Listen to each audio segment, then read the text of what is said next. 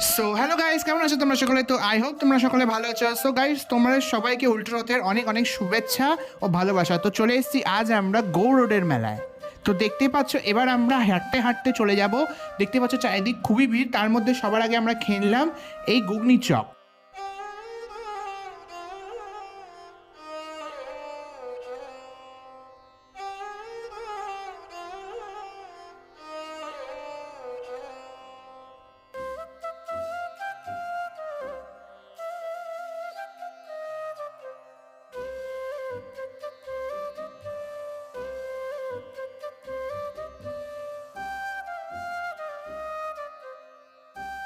তো এই ব্লগ এই পর্যন্তই। আই হোপ আমি তোমাদের এন্টারটেইন করতে পেরেছি।